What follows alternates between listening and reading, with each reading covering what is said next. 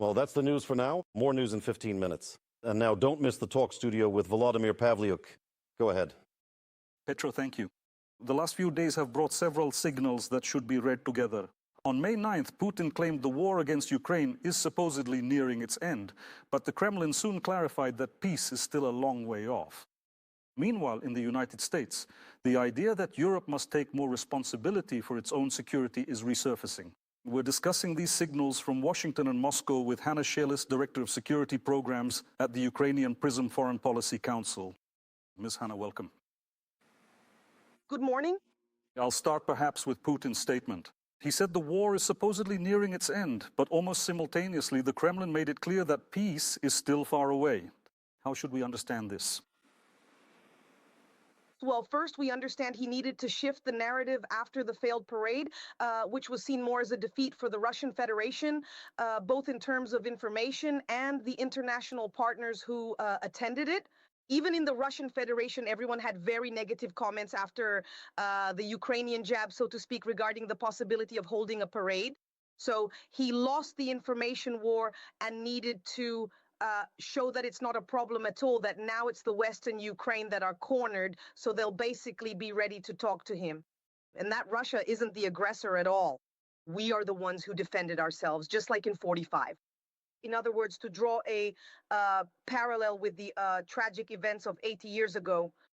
And so why not now? I'm so peace-loving. I'm ready for any negotiations. In the United States, they're saying again that Europe must invest more in its own security. Is this another alarming signal for Ukraine? No, this is basically a consistent policy we've been hearing throughout the year, even longer from the Trump administration. It basically fits the logic of both his first and second terms. But now it's also not just about Ukraine, but about his resentment towards certain European countries after they didn't support the operation against Iran. So these statements shouldn't be taken solely in the context of the Russo-Ukrainian war. We must also understand that the US administration has very serious, though mostly unjustified, grievances against, for example, Germany and Spain, key countries that guarantee European security. In your opinion, does the White House have any clear strategy regarding Ukraine right now? Unlikely. Or rather, this strategy is not what we would like. Their strategy is to force Russia and Ukraine to the negotiating table as quickly as possible and agree on at least something. So what we were saying 6 months ago, a deal, meaning some kind of agreement, a contract, it's much more important than peace, than the peace we want to achieve through the agreement we might sign with the Russian Federation or reach. So because there's no such quick solution at this moment, the most important thing for them is to at least demonstrate in principle that this conflict can be ended somehow. But now we're hearing more and more statements that, well, if we can't offer anything, if there's no quick solution, then why should Americans even be there? We only go where things can be resolved quickly, specifically, and with our help. And if we realize that the same negotiating team is working on 2 Middle Eastern conflicts and on Ukraine, then the priority of attention is, of course, on the Middle East, because American troops and American interests are directly there. But if America really wants to, carry less of European security on its shoulders now, in your opinion, is Europe ready, and can Europe close this gap on its own?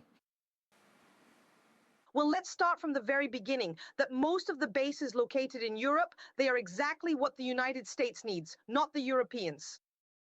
Because their operations in the Middle East, in the Mediterranean Sea, in Africa, are supported logistically, first of all, precisely from European bases. The main hospitals, air forces, a naval base for the fleet. We're having technical problems, Ms. Hanna. Now we'll try to... They're all located in Germany and they're in Spain and... No, there's a technical problem. Ms. Hanna, you're back on the line. I see you. Say a few words. Let's check the connection. I hope you can hear me too. We hear you. Yes, please continue your thought. I was saying that most European bases for American troops, they are needed primarily by the Americans themselves. It's logistics, it's supplies, it's launch pads for their operations in the Middle East, the Mediterranean Sea, and Africa. Therefore, those bases that are, for example, in Spain, they are not for guaranteeing Spain's security. And now, when we talk about troop withdrawal or restructuring, here the assessment should primarily be given by the American military themselves as to how much this will affect their operational capabilities. Where Americans help with European security, it's the nuclear umbrella. It's, of course, air defense. It's those small troops located in Eastern European countries, most of which appeared after 2014. It's intelligence data. So comprehensively, European security is, of course, built in such a way that it takes into account the presence of American troops during planning. But to say that it's only for the European continent, for European security or European partners, well, it's absolutely wrong. It's not even a mistake. It's absolutely wrong. Because Ramstein is not a base for Germany. Ramstein is a base for American troops. Another topic I really wanted to discuss with you.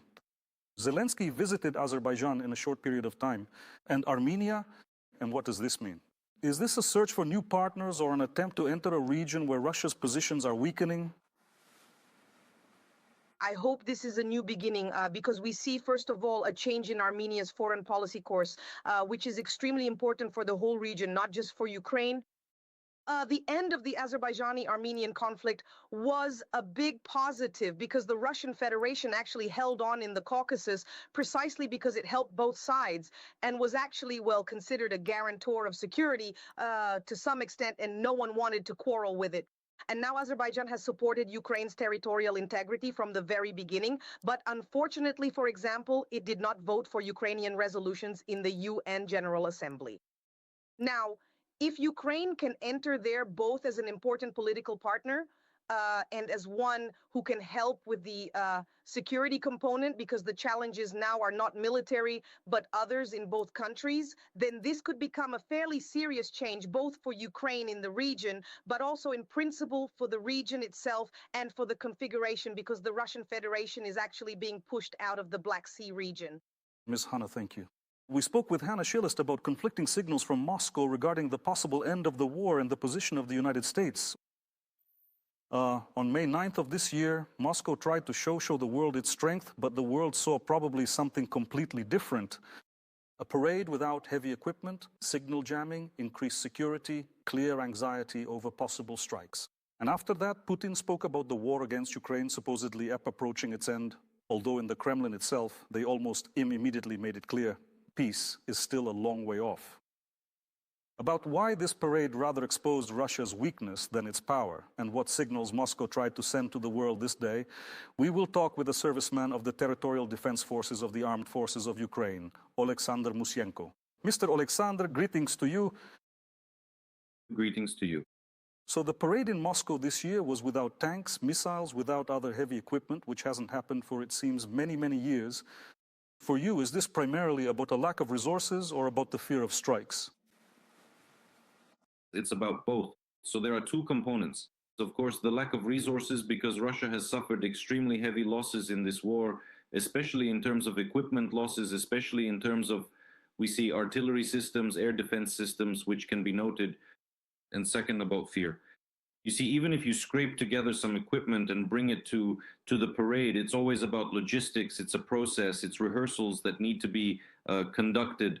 This requires significantly more time. We saw that this year's parade was, you can't even call it a parade. What happened on Red Square wasn't really a parade. So in the Russian sense, it's a humiliation, because Russia has always used such events primarily to demonstrate its military power. But this time, no military power was demonstrated at all. Military weakness was demonstrated instead. So we can already say, Mr. Oleksandr, that even on such a highly symbolic and significant day as this one, Russia is still unable to demonstrate or display absolute and unquestionable strength.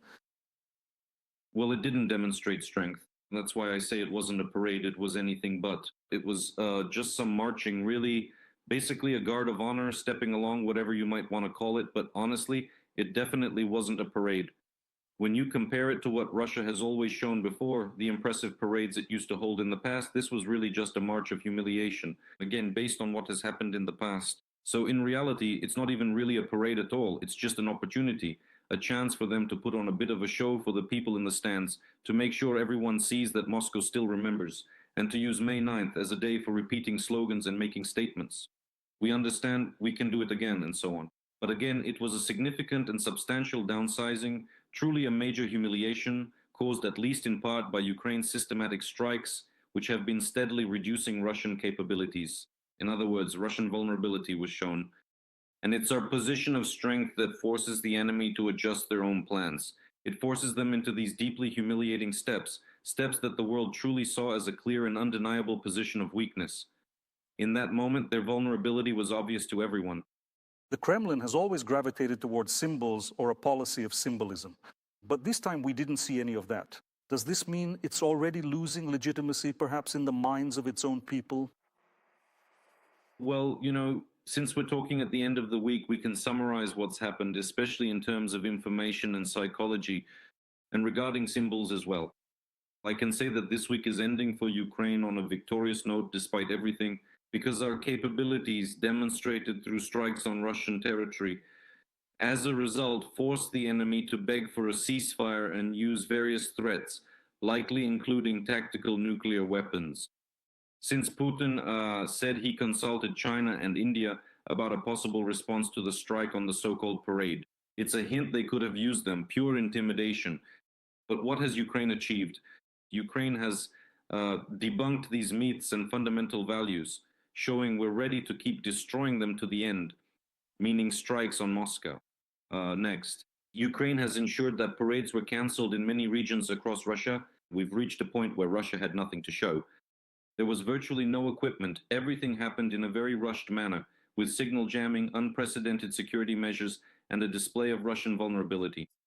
And we've ensured our capabilities are recognized by the world as real, because all leading international media wrote about Ukraine's current ability to strike Moscow, which was hard to imagine, for example, back in 2022.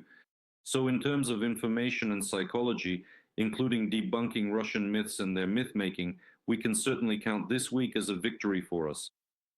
Mr. Alexander, we have just a minute left, and I must ask you, you've likely heard Putin's statement made after the parade about the supposed end of the war, though the Kremlin immediately started adding that peace is still a long way off. In your opinion, is this preparation for some kind of maneuver, or just another propaganda signal?